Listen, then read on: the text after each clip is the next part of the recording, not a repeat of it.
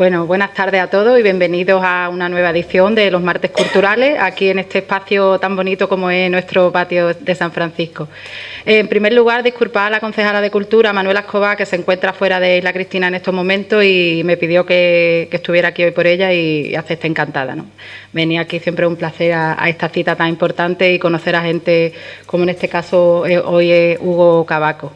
Hugo Cavaco viene de Portugal, de Villarreal.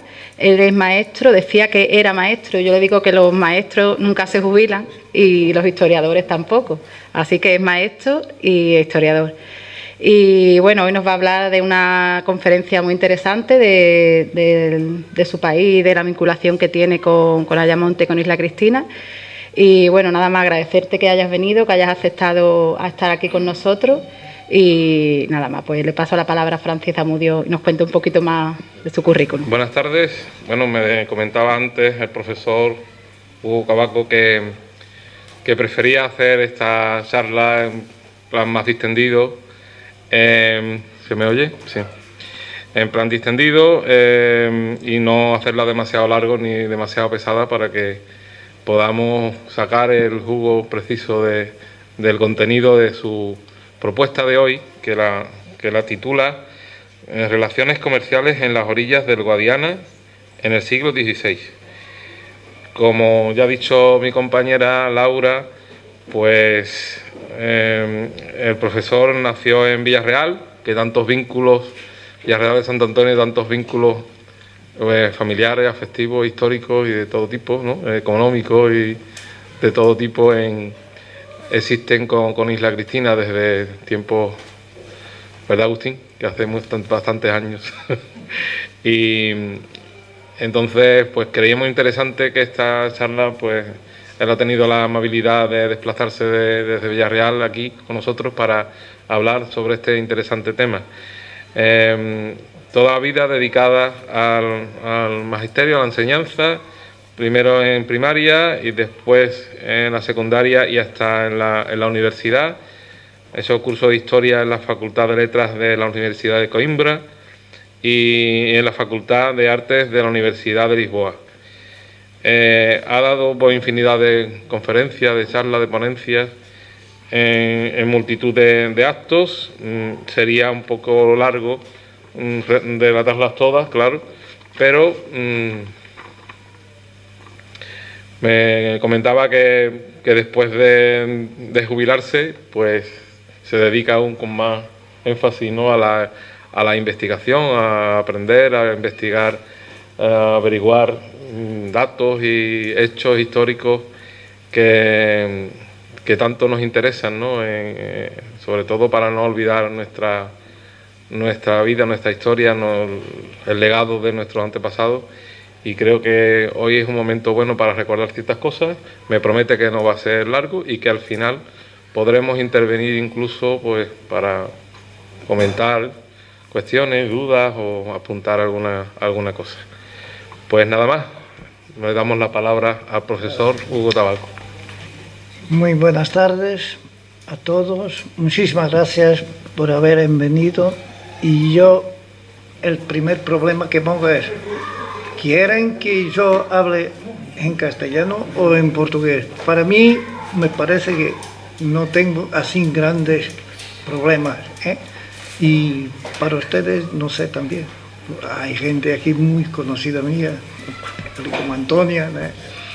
Si me podría decir, ¿quieres que yo hable en castellano o en portugués? Es igual para ti, para los dos. Entonces hacemos una mezcla y ya está. Cuando for necesario se habla en un idioma, cuando en otro.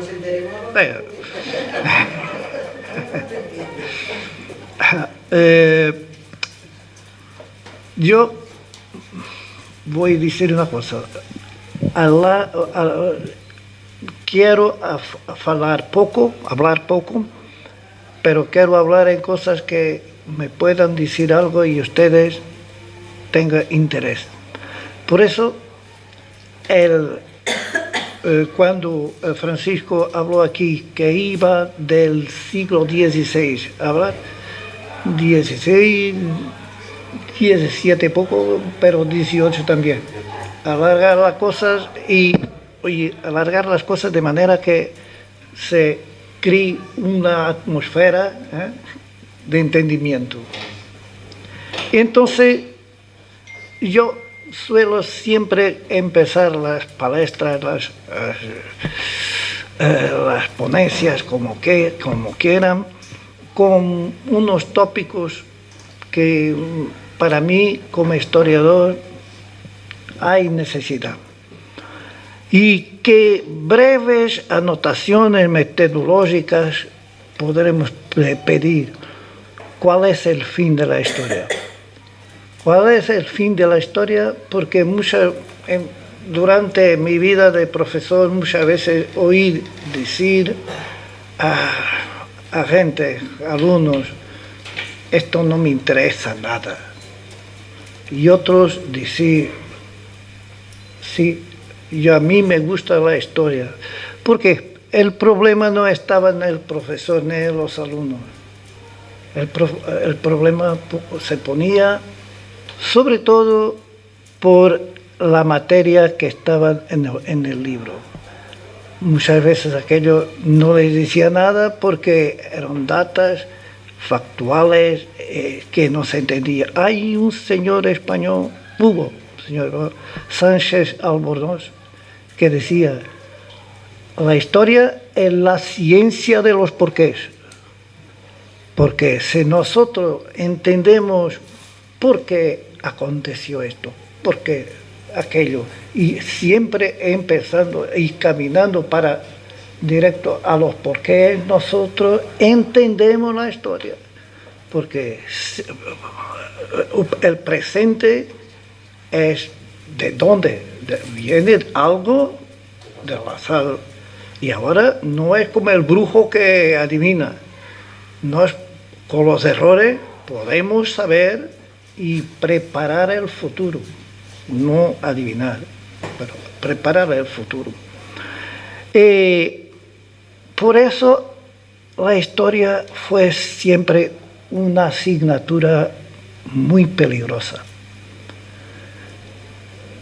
La gente del poder, que me perdona si hay alguien aquí, la gente del poder tenía una cosa. Hay un libro que es el libro oficial. Yo enseñé tantas veces cosas que yo decía, pero esto no era aquello que yo me gustaría enseñar a mis alumnos. Pero estaba bien. El profesor oficial tenía que decir aquello que estaba en el libro, sobre pena de... Otra cosa que tenemos que tener también en cuenta es, no hay historias acabadas. Hay historias que se pueden, de un momento al otro, sobre todo aquellas historias que ahora todos los críos brincan con dinosaurios. Hay una forma de entender muchas veces los años que corren, aquello que se pensaba que tenía 2.000 millones, pasa a 3 o 4.000. Es necesario que haya cualquier cosa que se pueda decir. Esto es verdad. Un hallazgo puede conducir a una modificación en aquello que nosotros entendemos como historia acabada. No hay historias acabadas. La historia se reescribe. Y se reescribe, claro, mediante documentos. No se hace historia sin documentos, que sean escritos, orales, de todo.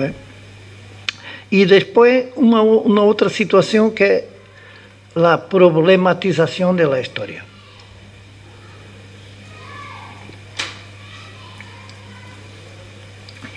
Que es que y a mí me gusta mucho la concretización de las cosas que se dicen. Yo hablo aquí en problematizar la historia y dos ejemplos.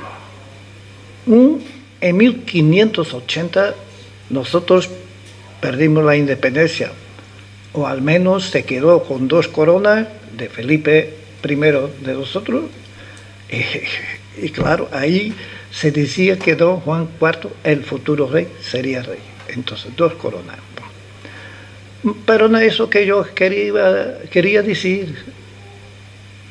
El señor don Felipe, en 1580, tuvo a respaldarlo una nobleza portuguesa.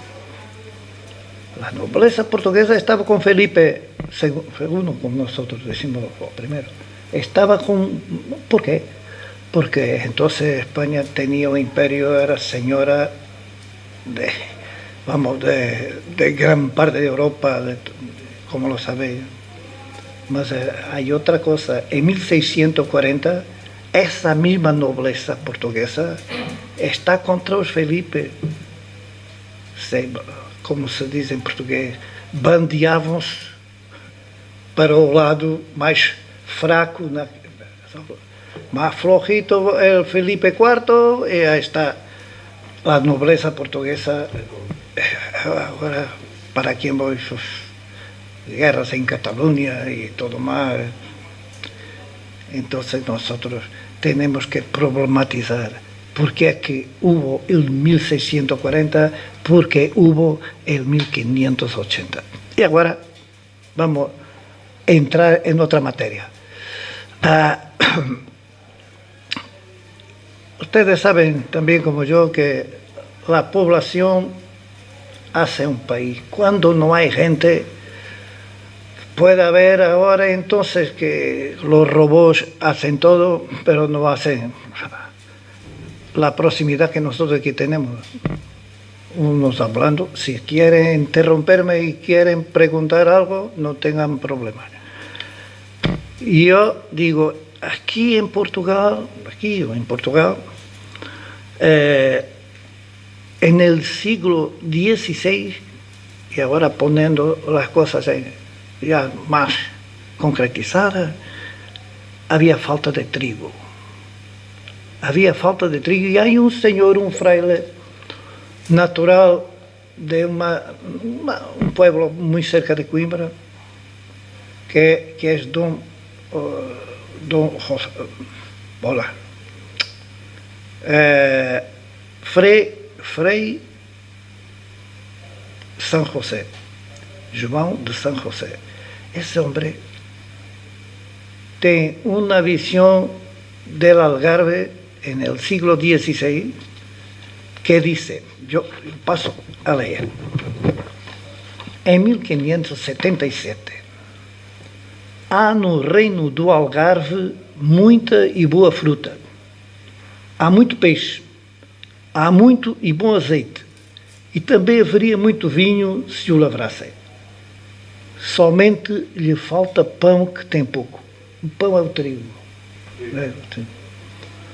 E parece que o ordenou, fije esta forma de ver del fraile, e parece que o ordenou assim Deus Nosso Senhor para a sua conservação, porque se isto tivessem como mais os algarvios, são os algarvios gente tão alterosa e determinada que não pudera ninguém com eles. Esse algarvio, não me sinto assim tão alteroso como mas é um dado que nós temos que ter em atenção. O frade Frei João de São José estava a ver que ali o recanto do Algarve tinha falta de pão. Bom, e como se vive então? Como se vive? Entrando esclavos, los fueros juzgos muchas veces hablan de el pasaje de la frontera de los esclavos. Y esos esclavos, claro, muchas veces eran muy apetecibles porque hacían el trabajo que la gente no, y no hacía, porque hay que ver cómo era. Yo até escrevi aqui ao lado o recurso à feitoria de Andaluzia e à armada do Estreito. Compra-se trigo na Duquela e na Enxovia, em Marrocos. Vejam bem, estamos a comprar coisas porque não temos. O trigo vem de Marrocos, aqui há Ayamonte e esta zona do Baixo Guadiana é uma zona que serve de intermediário, e temos depois o consumo feito em Portugal. Mas como é que nós pagávamos? É que nós não tínhamos dinheiro, tínhamos que ter alguma coisa para... Eles não nos davam o trigo de borla, embora muitas vezes fosse conquistado, não é? Isso é outra história. Como não tínhamos dinheiro, tínhamos que ter qualquer produto. Qual era o produto? Era o produto do figo, sobretudo o figo e o gado. O gado que passava o Guadiana de um lado ao outro, sem grandes, porque estão a ver, a Guarda Civil nesse tempo nem existia ainda, nem a Guarda Fiscal do lado português. Isto era pela Serra do Algarve, tínhamos um corrupio, pode-se dizer, de gado, e era com esse gado que valia muito mais aqui em Espanha do que valia em Portugal, e então era uma corrente, pode-se dizer, de gado propriamente dito e de carne também, né? Vem no mesmo sentido, que nós não tínhamos possibilidade de fazer, porque se dizia em Castela vale mais, se vale mais em Castela, automaticamente a gente passa o gado para lá. Era uma maneira de se fazer a troca. Uma outra situação também ligada aos escravos. Entre os escravos, mas saem os naturais. Isto é, os portugueses têm agora, embora o século XVI, reparem nisto, embora o século XVI seja de crescimento, costuma-se falar, até Brodel dizia, o longo século XVI, ia muito mais além dos 100 anos. Vamos lá, essa forma de ver tem a sua razão de ser, porque os naturais tinham agora também muito mais espaço. Eram as Índias de Castela, para onde iam, e tanta gente que foi aqui desta zona para as Índias de Castela, eram as Índias do Oriente, para onde iam portugueses. E os portugueses, nessa altura, no tempo do primeiro numeramento geral do Reino Português, em 1529, tinha uma coisa interessante. Era 1 milhão o máximo dos máximos, 1.200.000 pessoas, espalhadas, como se dizia então naquele tempo, de Timor, que era uma antiga colónia, a Antuérpia, onde havia uma feitoria. Portanto, de Timor a Antuérpia, vejam bem a disparidade, para 1.200.000 pessoas, contando com o próprio reino, não é? Ora, é evidente que havia falta de gente. E havia falta de gente, então o que é que se faz? Vamos começar a aproximar um pouquinho mais daqui desta zona. O contrabando é grande, já foi dito, mas havia... Ai... É que isto...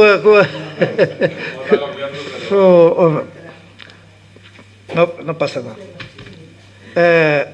Estava eu a dizer que los esclavos entram aqui em Portugal, e um senhor que era Kleinertz, um homem de Flamengo, dizia: serão eles Kleinert decía, serán ellos los esclavos en Lisboa más que nosotros, que era blanco.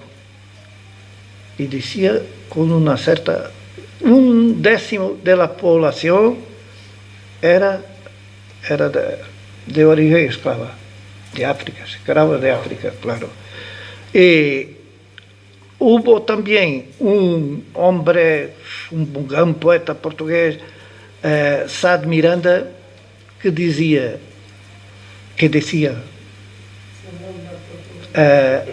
no, claro, ese es el problema. Hay que elegir la palabra exacta. Sá de Miranda, que era un poeta portugués, decía: não me temo de Castilla, donde guerra ainda não soa, mas temo-me em Lisboa, que al huele de la canela el reino se despovoa, se despoblaba, porque toda gente quería ir a enriquecer en tiempo menor. Entonces, y muchos que nosotros hoy decimos, esta gente se fue a India, pero ellos iban obligados. No se crea que se iba a India por patriotismo, digamos. Hasta en Lisboa se hacía una cosa. Todos conocen ciertamente un barrio que es Alfama. Alfama es un barrio de Lisboa donde iban los buques, las carabelas, entonces, que iban a poner en la foz del Tajo, 2-3 días antes, la gente que se iba para India. ¿Para qué? Para que no huyeran. Porque no quería ir. Muchos de ellos eran gente que había hecho crímenes, mujeres también, pero se decía en las crónicas, gente muy fea, y entonces no había gente que casara con ellos. Obligado también a ir para las Indias. Eso es. Entonces, vemos aquí un otro señor que fue chantre de la sed de Évora, que Manuel Severín de Faría. Manuel Severín de Faría decía: el problema de todos estos pueblos ibéricos es la falta de gente en el reino, aquí y allí. Aquí y allí, yo estaba aquí y en Portugal, claro. Y tenemos aquí un apuntamento que yo puse también. Vamos a ver la llamada política de fixación, que Antonio Sergio, un portugués también, que muy famoso, que ya la está, claro. La política de fixación de las gentes nunca fue hecha ni por Castilla, aquí en España, ni por Portugal. Todo se gastaba. Incluso en España entonces se decía: pero los portugueses nos hacen la guerra con nuestro dinero, porque todos iban a comprar cosas a Holanda. A Holanda nos vendía las cosas, claro, pero se pagaba. Y los portugueses o impuestos o con la sal. El sal, sí, pero el sal de Setúbal, sobre todo el sal de Setúbal, pagaba gran parte de lo que nosotros después comíamos, porque íbamos al norte de Europa a buscar la comida. Eso me dice, y Portugal era Algarve más propiamente, era una provincia muy diferente de Andalucía, ¿no? Estábamos eran un particularismo muy grande, un peninsularismo mismo, un peninsularismo relativamente aquí a Andalucía, porque hay una cosa que ustedes han oído ya hablar, que es en la Arenilla, aquí de Villarreal de Sant Antonio, muy antes de Villarreal de Sant Antonio, a ser efectivamente ubicada, había una tierra que se llamaba Sant Antonio de Arenilla. Y Sant Antonio de Arenilla, fundada en 1513, no era solo la villa, era también lo que ella significaba. Porque cuando se dice Portugal en Marruecos, sí, Portugal en Marruecos, pero no era de borla, había que mantener aquí sobre toda esta zona por causa de los corsarios, por causa del corso que se hacía entonces por ahí, por esta zona, que acabó un poco con Felipe II. Ni todo fue mal lo que se dice, porque Felipe II, y si ustedes van a ir por el Algarve, junto a las orillas del mar, podrán ver las fortalezas, las torres de vigía, mejor diciendo, las torres de vigía, ahí al lado porque los corsarios, que tanto hacían guerra a los portugueses como a los españoles. ¿Y dónde estaba situada la Villa de San Antonio? La Villa de San Antonio casi frente a Canela. Casi frente a Canela. Yo hablaré aquí un poquitín de Arenilla. ¿Por qué la suya construcción? La suya construcción, pues, tenía en el mismo año que he fundado Arenilla, los portugueses toman también a Zamora. Y había que mantener las fuerzas no eran muchas, y para conseguir sacar algo positivo, entre comillas, de Marruecos, teníamos que tener a la fuerza, como se ha dicho, del estrecho, que había una fuerza, y también yo tengo aquí la feitoría de Andalucía, 1500-1532. La feitoría de Andalucía era, el cambio. Los portugueses tenían comercio con los españoles nos pagaban también algo, y nosotros íbamos directos a la feitoría, que ni siempre tuvo el mismo sitio. Estaba en Cádiz, estaba en Puerto de Santa María, conseguía tener una área en que los portugueses podían al menos tener una seguridad, porque claro, era del estrecho para acá, no sé si saben, pero había una cosa que se llamaba el alacil. El alacil era ni más ni menos que el tiempo de la fruta madura.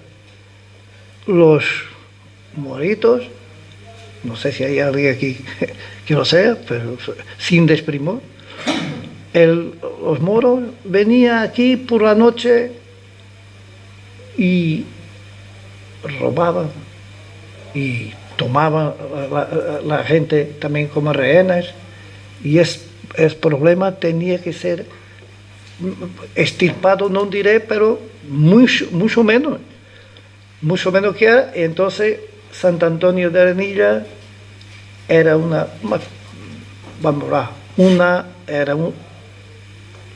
era una tierra que no duró siquiera 100 años.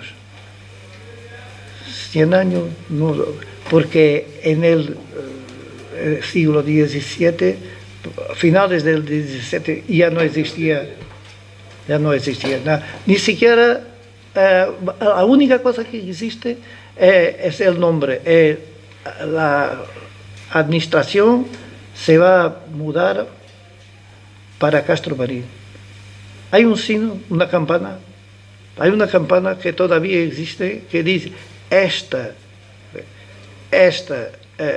sino é das câmaras de Castro Marim e Santo António da Arnilha, 1735, mas isso foi muito mais tarde, porque se entrarmos diretamente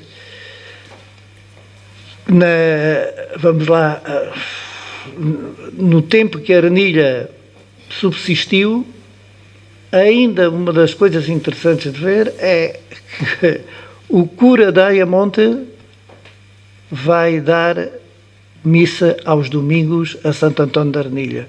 Por isso já vocês veem o que Santo António da Arnilha foi. Foi uma vila que durou muitíssimo pouco tempo. E porquê? Porquê? Por causa do perigo. As pessoas não queriam viver ali. Há até um homem que foi comandante, portanto, da Alcaide, foi alcaide de Santo António da Arnilha, António Leite, e da família, depois Luís Leite, o filho, enfim, vários, diziam, vocês não sabem o perigo que corria aqui, mais peligro em Santo António da Arnilha que em toda a minha vida em África. Las terras da África e tudo mais. Había sido capitán en Mazagón y en San Antonio de Arnilha hubo más peligro que ese es un problema. Entonces la gente huía y como he dicho, el propio cura de Ayamonte, que era una tierra mayor, claro, iba a decir la misa a los domingos a Santo Antonio de Arnilha.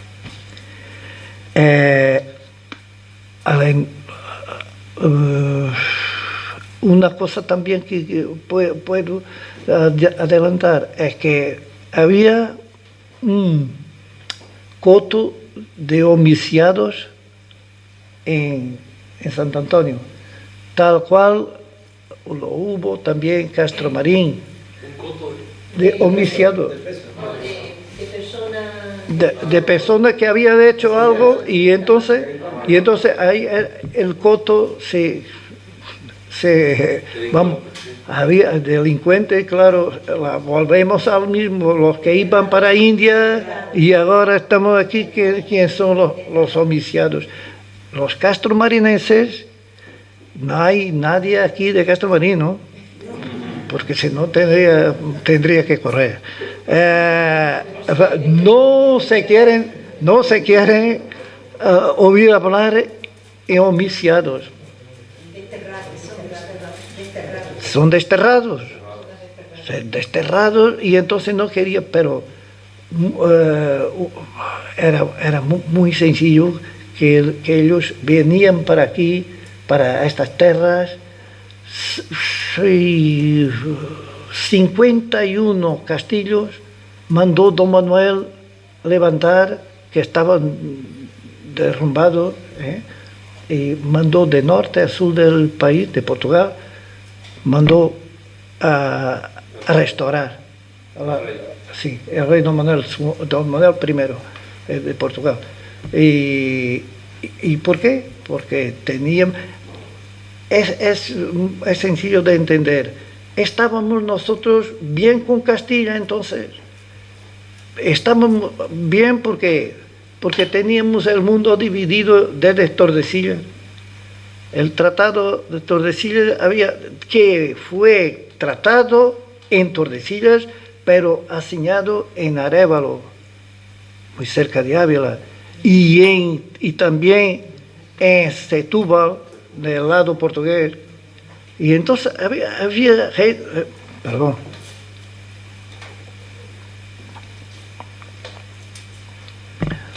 Ahí había entonces un entendimiento Por eso, cuando don Juan II, que el rey anterior a don Manuel I, muere, y muere aquí en el Algarve, todavía no se sabe cómo se dice que ha sido envenenado. El hombre que, mejor, la persona que le decía, hay muerto el hombre, era su prima Isabel de Castilla, una de los reyes católicos. Ha muerto el hombre, porque esto me llevaría aquí hablando, porque la nobleza con ello no hacía farina, ¿me entiende? Y muchos, no, voy aquí, después del siglo XVI muy longo, como he dicho ya también, vino el siglo XVII, y el XVII es un tiempo de peste, de fome, de guerra y de los 30 años y todo más. Entonces el tesoro portugués y España también, por supuesto, comienzan a tener problemas gravísimos de liquidez. Y se pregunta ahora, ¿qué es hecho del oro de Brasil? Sobre todo en Portugal. El oro de Brasil, ya no hablando del oro de las provincias y de las colonias españolas de Sudamérica, ¿no? Aquí el oro del Brasil, un rey portugués ya en pleno siglo XVIII, puede decir, entonces si ese gastó el dinero, ¿dónde se puede ver? Pero hay otros que lo gastan y ahora, ¿y dónde están las cosas y dónde está el dinero? Y ese es el problema. Y eso es el problema. No entremos por ahí. No entremos por ahí. Y el oro del Brasil se agotó. Y entonces es ahora que entran en campo los portugueses de Montegordo, que muchos han venido después aquí a Isla Cristina. Es después el problema que se pone, porque ambos tenían a la misma forma de ver. Carlos III de España, segundo dice, el mejor alcalde de Madrid, y también los portugueses con Pombal. Y Carlos III tenía una política mercantilista que era solo para nosotros, nada para ti. Después, claro, con Galicia fue problema gravísimo también que hubo, ¿no? Y aquí tenemos, yo apunté aquí, Pombal, Marqués de Pombal. Prohibición da sardina portuguesa sair em fresco del país, só se permitiendo la exportación salgada. Salada, sí. Entonces, ¿qué dice después Carlos III? Crecer excesivamente los derechos de entrada de la sardina portuguesa en España. Tú me haces esto, yo te hago después. Claro, es un problema. Y entonces, claro, ya hablaré solo un poquitín más de una cosa. Los ciudadanos españoles, ¿qué hacen? Regresan a su tierra, que estaban ahí trabajando en Portugal, la sardina no daba para ganar y entonces se viene aquí. Los habitantes de Montegordo se queda la sinsalga de los individuos que estaban allí, que eran sobre todo catalanes, valencianos, mallorquines, Y esa gente estaba allí en la playa de Montegordo. Cuando vienen estas, vamos, leyes que no lo favorecen, ahí unos vienen para su tierra que son los españoles, los otros de Castromaní emigran porque las salinas no servían para nada, era de las salinas que ellos vivían, y entonces se marchan también para las costas andaluzas. Bien, restauras el Marqués de Pombal, como no había dinero, como había la lucha que era grande, pero teníamos que entender que estaba ahí gente que sazonalmente venía aquí a buscar el pescado, entonces manda que se ubique Villarreal de San Antonio. Esto en 1774 a 76. Hay aquí dos textos muy, muy pequeños que yo quiero leer para que vean cómo veían los españoles de entonces la creación, se quiere, la creación de Villarreal de San Antonio. Decía entonces Josep Cornidi Saavedra, es el hombre que lo escribió. Allí dio el rey orden a la fundación de una nueva villa con el nombre de San Antonio de Arenilla.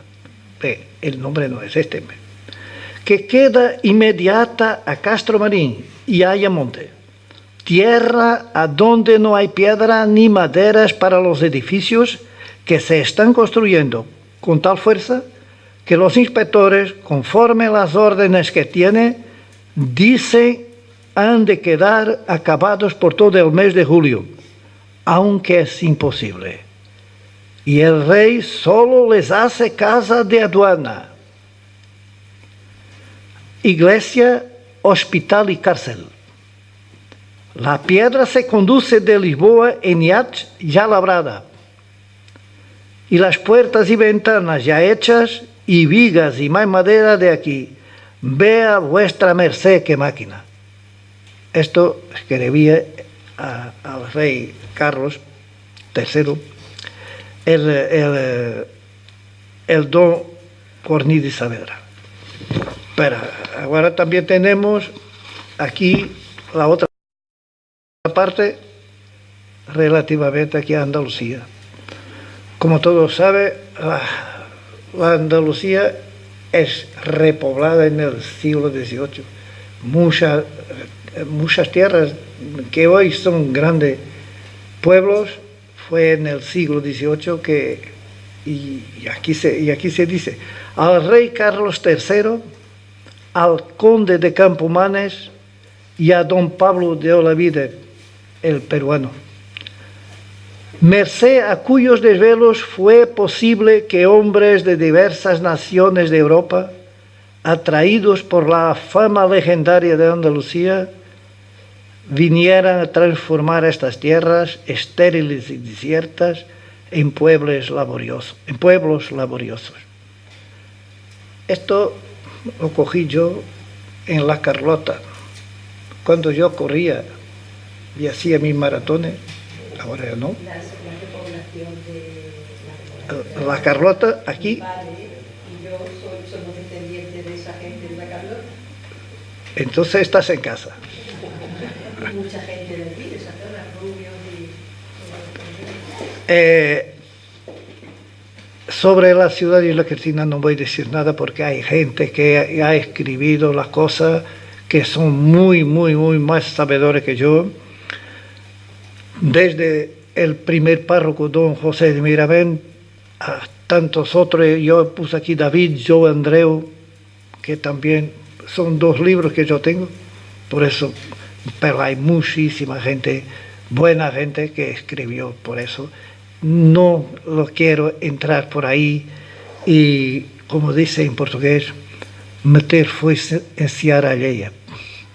Só um pequeno aqui que eu não disse no princípio porque guardei para o final.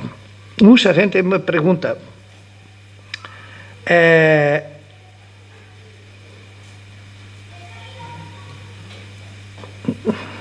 no, ¿la historia se repite? Esta es una pregunta que muchas veces.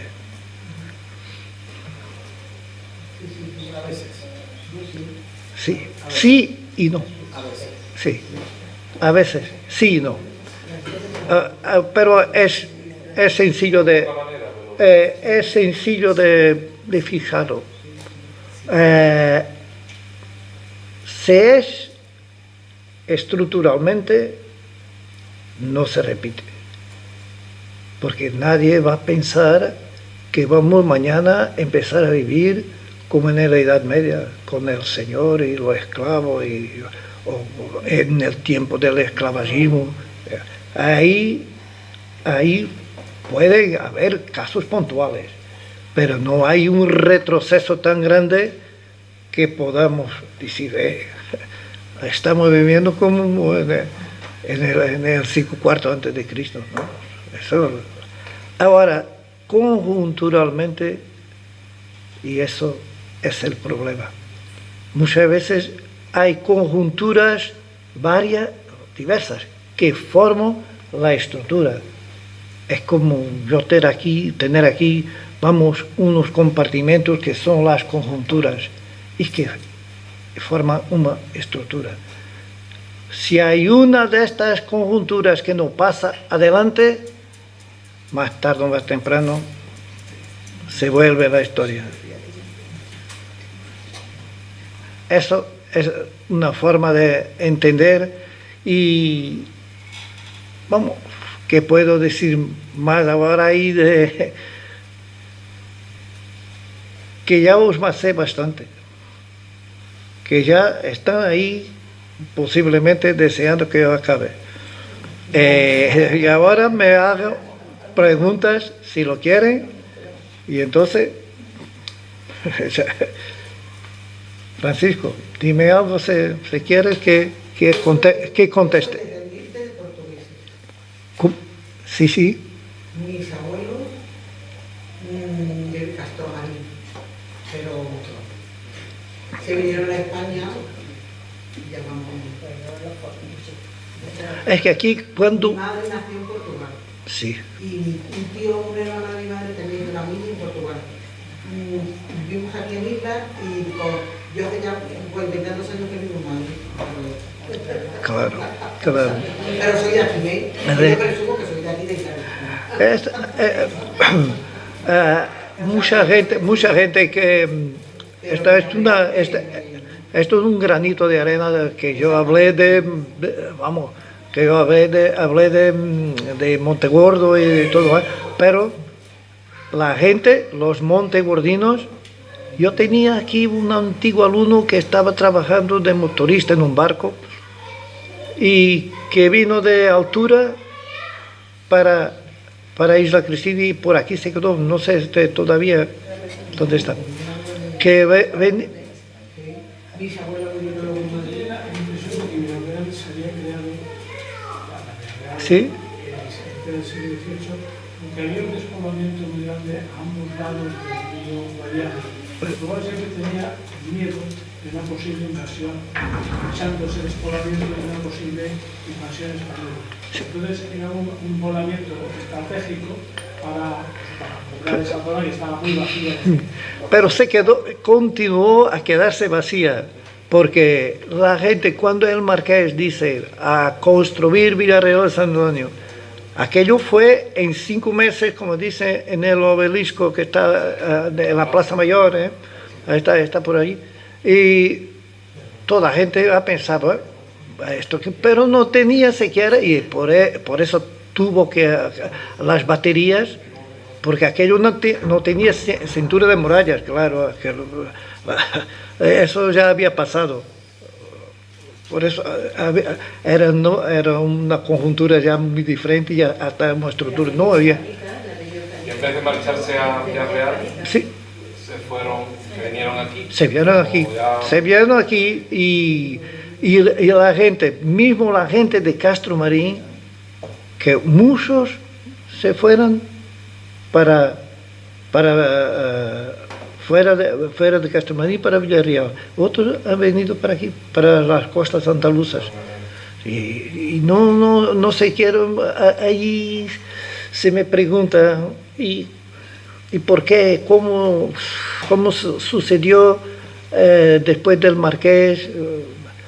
Después del Marqués morir, o antes, un poquitín antes, porque ya no, cuando el rey Don José I, ese rey muere políticamente también el Marqués. Y el Marqués no tuvo, el respaldo de la reina, que era hija de Don José, Dona María I. No tuvo el respaldo, y para 100 leguas de la corte te tienes que marchar, porque tenía muchos enemigos.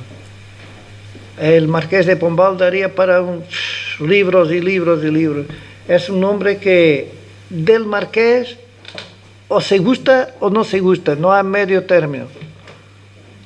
Aquella gente que dice, el Marqués mató los táboras, a Toguías,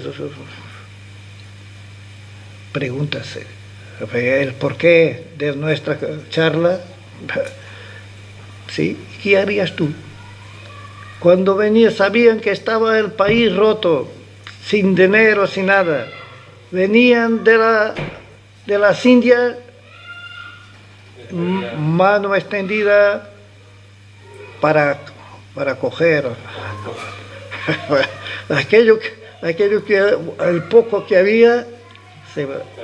3 años se hacía de comisión, y después de 3 años de comisión venían las mercedes que el rey tenía que dar, y el Marqués dice, no, aquí se acabó la gran nobleza, no podía y no puede con ahora que fue un déspota. Claro que fue.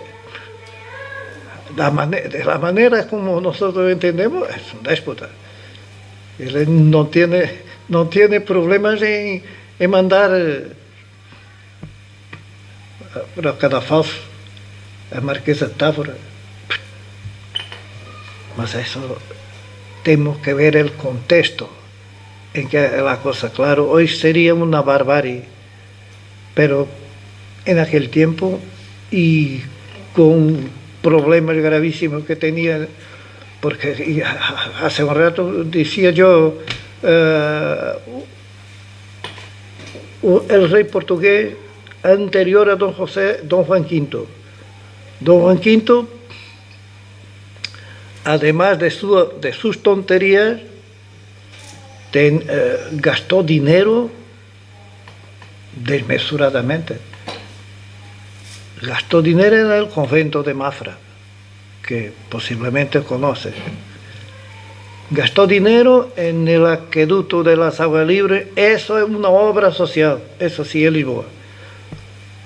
Pero si ustedes fueran un día a Lisboa, no pierdan de ver la capilla de San Roque, la capilla de San Juan Batista, perdón, en la iglesia de San Roque, en Lisboa. Es una preciosidad que ha venido de Roma, desmontable pieza por pieza, y se puso allí, que ni siquiera ellos sabrán cuánto costó. Por eso es una forma de... Si tenemos las cosas, pues sería que no había una política de fixación de la riqueza que venía de Indias, que venía de Brasil, tal cual en España con la riqueza de Sudamérica. Por ahora, nada más tengo a decirle. muchísimas gracias por me oído. Obrigado.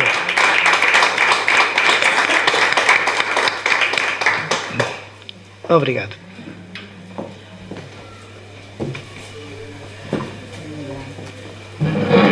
Bueno, pues en señal de agradecimiento le queríamos entregar un obsequio realizado en la Escuela de Artes Plásticas de Isla Cristina, en el taller, que simboliza lo que es la Isla Cristina. Muchas gracias. Muchísimas gracias. A ti. Muchísimas gracias. Son los símbolos del escudo El escudo de Isla Cristina. Pues mira para acá, por favor. la higuera, la figuereta. La figuerita. No, que no hablé porque eso no, esa es con ustedes. Enhorabuena. Muchísimas gracias. Muchísimas gracias.